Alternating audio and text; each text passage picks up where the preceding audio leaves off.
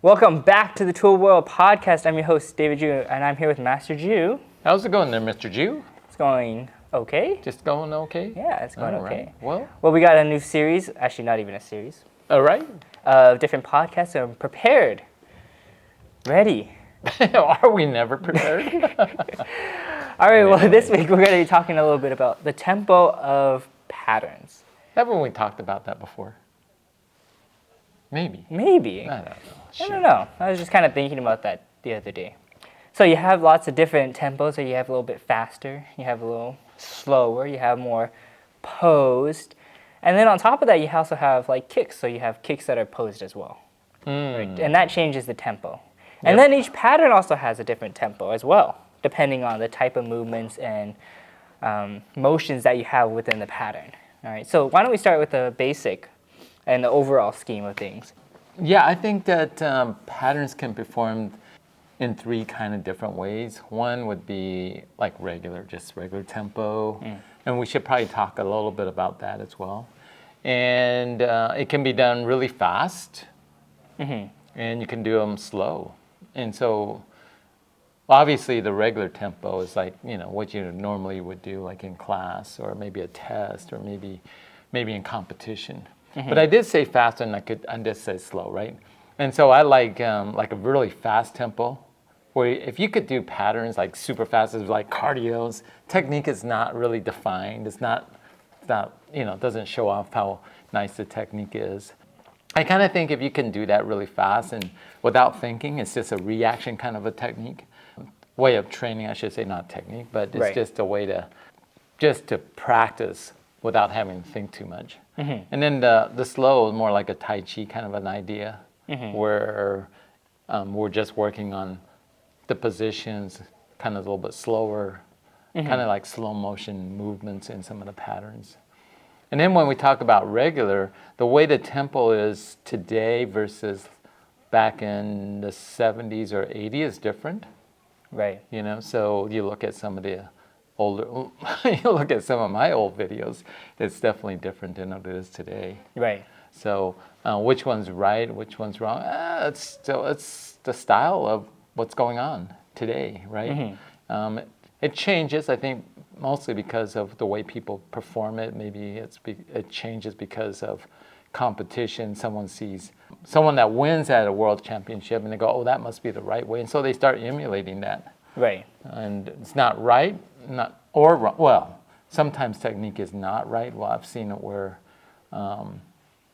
people would do a high side piercing kick where it really called for a middle side piercing kick. And that person wins. And the side piercing kick was so beautiful. I mean, it's so high. It looked so nice. It was just perfect. And you go, I got to do that. And so you start changing those things a little bit. I think back in the 70s and 80s, the tempo was a little more flowing. So how long is too long between each movement? That's a good question. Well, definitely not more than 3 seconds.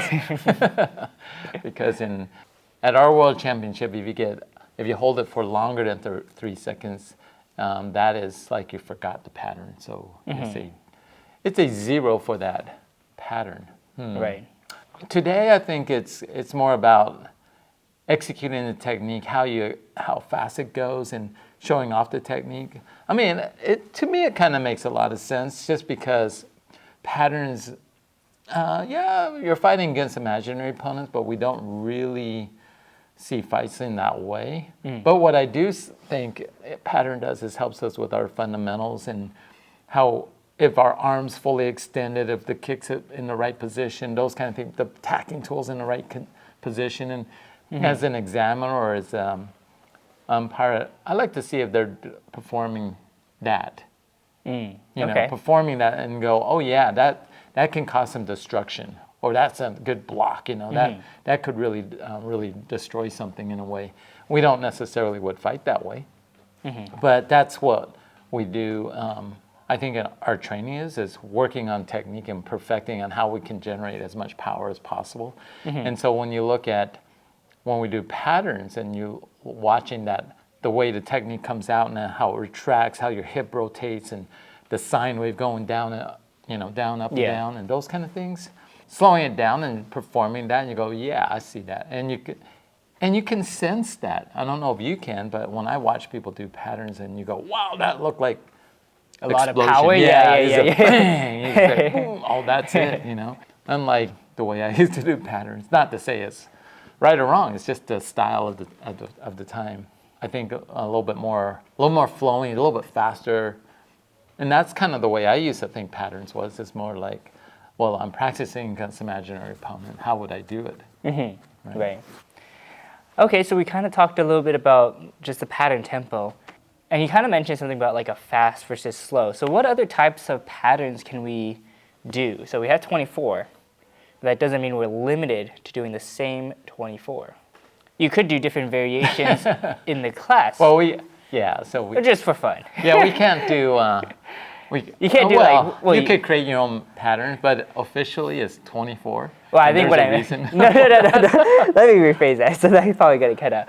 Okay, so you talked a little bit about like fast and slow patterns, but maybe you want to talk about like some variations of patterns that we do in class. Like sometimes we do speed patterns. Right. Sometimes we do slow patterns. Right.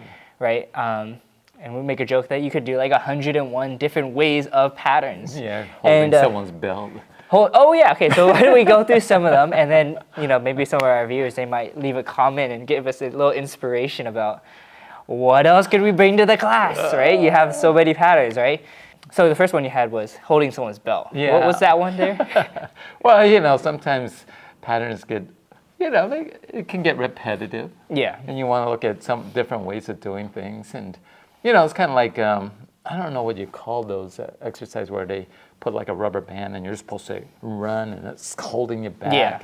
Yeah. And so we've done patterns where one person will hold their belt. Mm-hmm. In the back. Right. So they're trying to move forward and trying to execute a punch or a block. Right. And the person obviously that's holding the belt has to know the pattern as well. Yeah, no, they do. They get stepped on. Yeah, they get stepped on or whatever. It's just a fun way of doing it. Yeah. Just giving a little resistance or doing piggybacks. Oh, piggyback. I don't think I've ever done that one. But you have to have a pretty strong partner. Yeah, you have to have a Oh, you have to have a really little kid that's so high on your back. Yeah, just, piggyback partner kind of a thing. Done patterns, just the legs, footwork only, or just a hand only. Right. The weird thing is when you do it with the footwork only, that there's not much power. It's really hard because it's like kind of hard to whip that body. Because you don't have the arms. Yeah. I mean, I said that the other day. I'm watching some of these guys doing kicks and their hands are like tied up. And it's like, you get more power if you can get the whole body into it. Right, but you don't want to swing those hands. You don't want to swing it. It's got to be, yeah. It's that action-reaction kind of a thing. And so, just trying to come up with different ways of doing patterns. Right.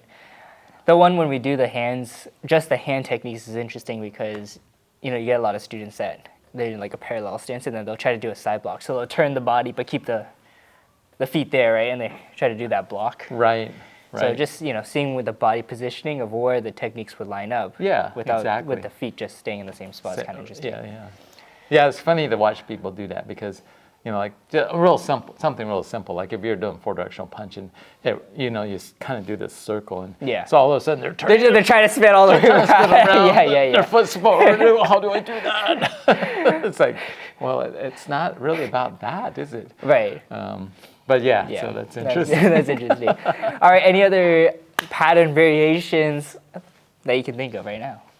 Any other ways of doing patterns? Yeah, just any other ways. These fun, different ways. Well, I've done patterns where we're actually jogging. Oh, okay. yeah, you could do that. So you're running, you're doing the pattern okay. as you're running along. Yeah. What's another one? It's been a while since I started doing some of these variations of it. Yeah. What are some of them? What are some of the ones that you remember? Mostly all those. I haven't even heard of the piggyback one. I didn't even think about it. I want to do that. You want to do that? Oh, actually, I did see a video of someone. It was like someone maybe like my size. He took like a little kid, and they were both doing the pattern on the shoulder. So the kid was sitting on the guy's shoulder, and they. No. The guy underneath was doing the footwork, and then the kid was doing the hand techniques. And then they were also they had like they're doing some poomsae. He's doing a kick. The kick was like super low because And then he was up there kicking really high. Or no, he couldn't do that. It was really low. That Trying was to just funny. keep the balance. That is funny. Yeah, I saw that. I was like, Yeah, oh, that's a lot- kind of You funny. could do a lot of different you probably no. Maybe you guys have some other ideas out there Yeah, about different ways of doing yeah, patterns. just keeping it fun. Yeah. Now we talked a little bit about tempo and how we're doing it differently. But what I did notice recently is the tempo and the patterns today all seem the same. It's like 1, 2, except for like the fast motion. It was like the punches 1, 2, right? And every pattern does have a certain tempo. It's like when you spin around. I talked about this. I think Talk about it a lot. we've talked about it. But if you're spinning around, what I see a lot of times is people kind of like they start to spin, they stop, and then they execute the technique. So they're actually wasting that rotation because you do get some speed and power from that rotation. And so that changes the tempo of the pattern as well. Right, no, that does. But- the turns The turns, right. do make a big difference. So, yeah, interesting. I don't know how other instructors are teaching it, but I'm teaching right, it that way. Right. I think it kind of depends on what are they looking for. Right. Power, balance. Right, because you have to technique. have, it's hard to actually do some of those things Right. and control it and without falling over. Right. Anyways, let us know your guys' thoughts on different ways you can do patterns. There's got to be 101 different ways. Yeah, there's gotta be. So we got like 5 or 6, Yeah, maybe something like 7. that, So yeah. we need how many few more. How many more after that? 94. 94 more. So we need Come on. 94 comments here in the Yeah, and 94. below. Yeah, So how can we do patterns? Ah. yeah. Anyways, as Oh, always. blindfolded? Oh, 93 more. As always, don't forget to be safe. Keep training. We'll see you guys next time. Take one.